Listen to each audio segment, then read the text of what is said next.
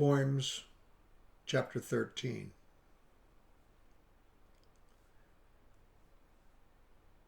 Looking for comfort. Every man looks for comfort in his associations and finds it listening to joyous responses. When you talk freely and when you laugh, your body warms and tension leaves you.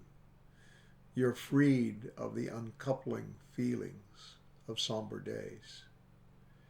How long, how I long to walk hand in hand with you, to talk and to spin yarns so long the day will slip by unnoticed. We will lay down and turn out the lights. We will retell funny stories until we fall asleep in each other's arms, covered, warm and spooning.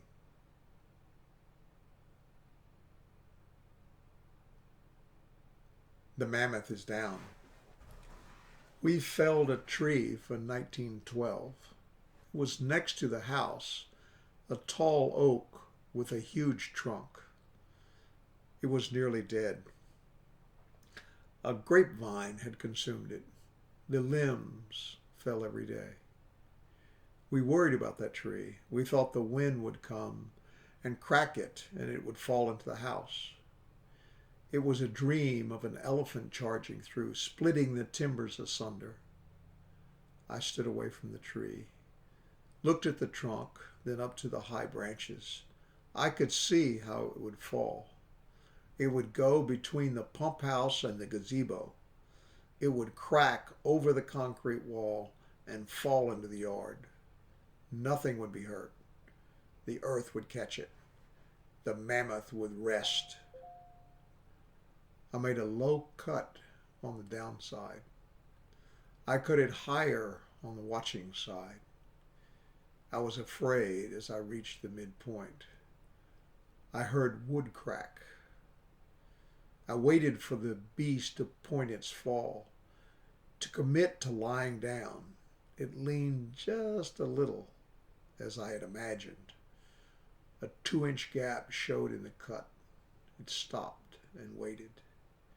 I put the crosscut in the gap and made 3 more cuts. It cracked again. Then it began to roar. We backed off, and you could hear 6 people gasp at once. It was committed to fall. It tore into the ground and settled. We cheered. The mammoth was dead. It was just wood now, fuel for winter. It was not the terror that stood outside waiting to consume the house on a dark, stormy night, maybe even consume one of us. Now the feast. Now the celebration. The mask. Don't push. Don't push. Beneath the anger, there's concern. There's a heartfelt need to make the best come from meager efforts, to test the temper, the edge of life. Wait for that gentle touch, the caring that will return and bring love again. Moods. I would write of love all the time, but love's not present all the time. Sometimes you don't feel loving. You feel bitchy. You snap at the heels of the smellers. You growl at the bastards running around you. Sometimes you hate. You like hating then. It gets rid of the bleeding ulcers. It heaps just desserts on many around you. When you're hateful, people think you're normal. It makes possible the fair exchange of hateful acts. Because tomorrow will be their bitchy day. Your heels will be snapped.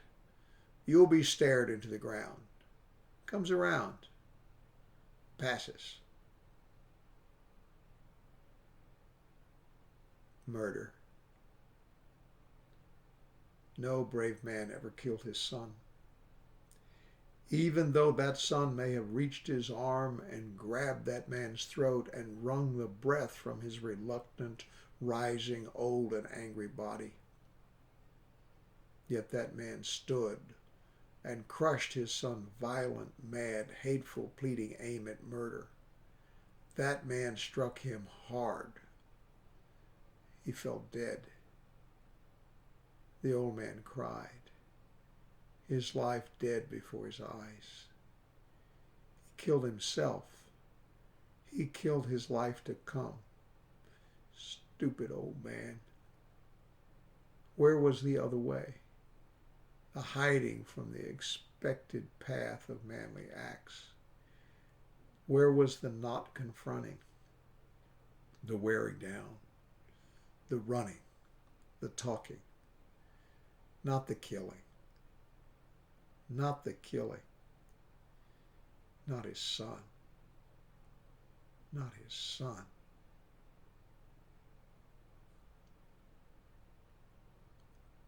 My body. I'm not shy. Once I was shy. I dreamed I was in school and everyone wore clothes and I wore only underwear. I was skinny and sure everyone was looking at me. I sat around in my underwear hoping they would turn away so I could run into the cloakroom and put on a raincoat. Then I grew old and all the other crap in the world settled in around me. It no longer makes any difference if I wear anything. I could sit in a bus station naked and ask for a transfer. Who cares? It doesn't matter. New York City, brownest damn place I've ever seen. Buildings, grass, trees, streets, water, people. If people didn't dress, there wouldn't be any blues and greens at all. I like it though, it's not boring. You can't go to sleep if the town's up. A clanner would be freaked out there. A dedicated member would have to wear 2 hoods and walk with his back against the wall. He'd feel like a worm in a chicken pen. New Yorkers aren't stuffy. They talk. They tell you more than you want to hear. About you too. I love the way they'll push you off the sidewalk and still say they love you. They pride in those tall buildings. But I laugh a little inside. When I remember flying into Denver and seeing the mountains behind the city and noticing that the whole city and its tall buildings looked like mold growing on a rock, I thought, that's how New York would look if it were here. Big is just from the inside out.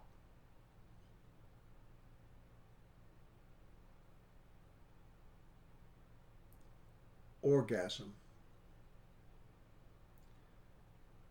There's no sound for going mad. There's no word to capture the queer sensation that makes you tremble progressively until your body rids itself of all feelings, all fluids, all heat. You're left oddly on fire, yet frozen. Close, yet flung into space. You come down. You're happy. You want to do it again.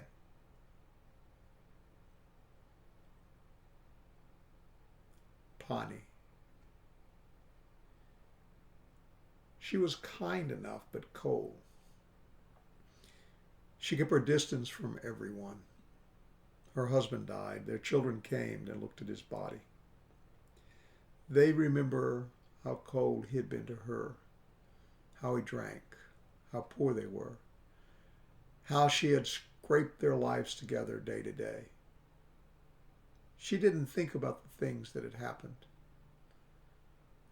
Once they left their baby in a buggy in the sun by a stream while they talked. The buggy rolled into the stream. They couldn't catch it, and the baby drowned.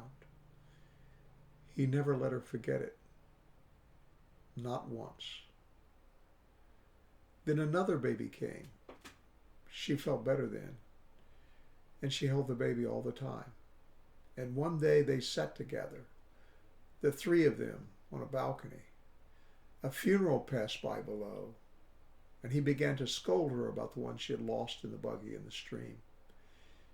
She was crying when the balcony broke, and her baby fell from her arms under a pile of jumbled wood.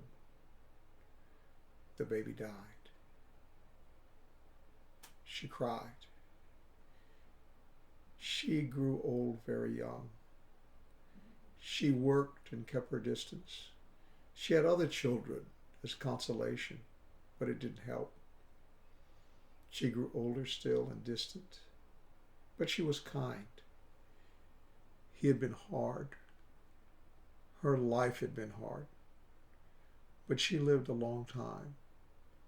When her body died, her children came to see her, and they cried.